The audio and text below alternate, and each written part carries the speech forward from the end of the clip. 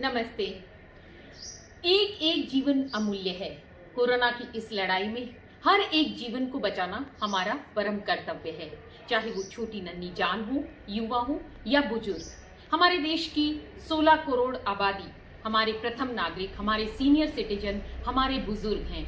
वो कल थे तो हम आज हैं। उनकी सुरक्षा हमारा परम कर्तव्य है।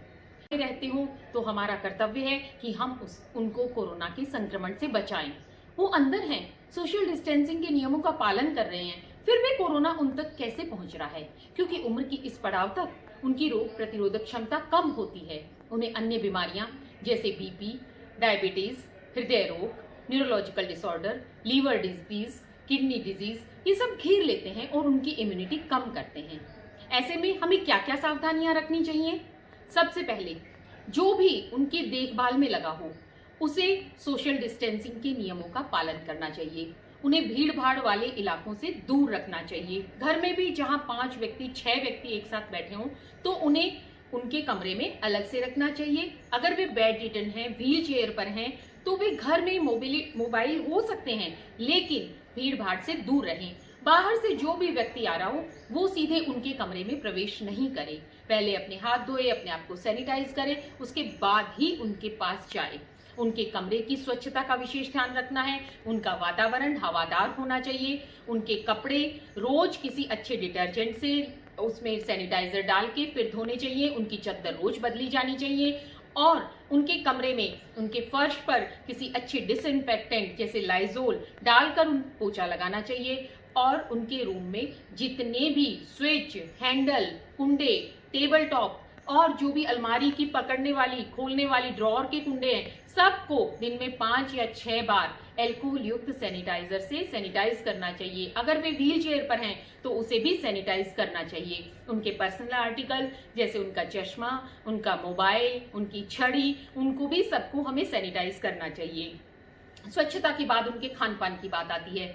ऐसा खान पान जो उनकी इम्यूनिटी को भी बढ़ाए, पोषक तत्वों से युक्त हो और सुपाच्य हो, हल्का भोजन हो, जैसे मूंग की छिलके वाली, बिना छिलके वाली हल्की दाल है, सूप है, अंकुरित अनाज को हम पीस के अच्छा सलाद बनाकर उन्हें दे सकते हैं प्रोटीन के रूप में। और ये ध्यान रखा जाए कि जो भी हम उन्हें खाना परोस रहे हैं वो उनकी पहले प्री एग्जिस्टिंग जो डिजीज है, जो पहले से बीमारी चल रही है, उसके सलाह अनुसार ही होना चाहिए, बताए अनुसार होना चाहिए, हल्का होना चाहिए, स्वाद अच्छा होना चाहिए, सुपाच्य होना चाहिए, पोषक तत्वों से भरपूर होना चाहिए।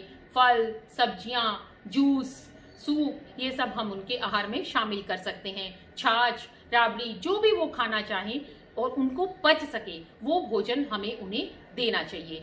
रही बात उनकी दवाई की, समय समय पर उन्हें दवाई देनी चाहिए।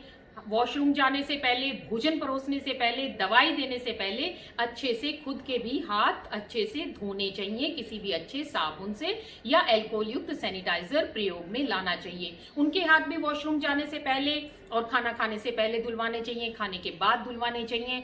और एक बात का विशेष रूप से ध्यान रखा जाना चाहिए, उनके छुरी, कांटे, उनके बर्तन कभी भी कोई दूसरा उनसे न खाए, जूठे नहीं होने चाहिए। उनको भी बहुत अच्छे से धोना और साफ सफाई रखनी चाहिए। जब भी उनके स्वास्थ्य की कोई बात हो, कोई भी ऐसी इमरजेंसी हो, उनके डॉक्टर से टेलीफोनिकली संपर्क करना चाहिए। यदि आवश्यकता न हो तो बिना बात उन्हें घर से अस्पताल न ले जाया जाए। इमरजेंसी हो तो ही उन्हें अस्पताल ले जाना चाहिए। और जो बुजुर्ग आराम से घूम फिर सकते हैं, अच्छे से हैं, खाते पीते हैं, उनको उनके खान पान के लिए स्वतंत्रता से जो वो चयन करना चाहिए, चाहे उन्हें करने देना चाहिए। अब रही मानसिक स्वास्थ्य की बात। मानसिक स्वास्थ्य के लिए आप उनके पास बैठे, उनकी बातें सुने, उन्हें अच्छा मनोरंजन उपलब्ध कराएं, अच्छा साहित्य पढ़ने के लिए दें, उन्हें अच्छे टीवी पर जो सीरियल आ रहे हैं, रामायण, महाभारत, जो भी है, अच्छा चैनल, अच्छे सीरियल उन्हें देखने के लिए प्रेरित करें। उन्हें बहुत ज्यादा डरावनी खबरें, सोशल मीडिया पर अफवाहें, उनसे दूर रखें। उन्हें बूस्ट अप रखें, परिवार के साथ मिलकर बैठें, पुरानी शादी की कैसेट्स देखें, पुराने आयोजन जो थे, धार्मिक आयोजन, सब वो मिलकर देखें। पुरानी फोटोग्राफ्स देखें। आपके जो बुजुर्ग बाहर निकल सकते हैं उन्हें खुले में, छत पे, बालकनी में, बैकयार्ड में, सब में ले जाएं, साथ उनके घूमें, उन्हें गार्डनिंग के लिए मोटिवेट करें। आप उन्हें अपने लिए कुछ करने को कहिए, जैसे हल्का फुल्का अपनी माताओं से कह सकते हैं कि आप हमें मास्क बना कर दें, अगर वे सक्षम है तो उनको अच्छा भी लगेगा आपके लिए कुछ कर, और वे जीवन के प्रति उनका दृष्टिकोण सकारात्मक होगा।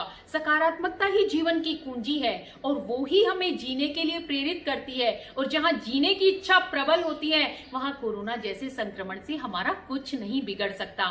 इस प्रकार हम अपने बुजुर्गों की देखभाल कर सकते हैं। कहते हैं बच्चे की और बूढ़े की प्रार्थना ऊपर वाला भी स्वीकार करता है।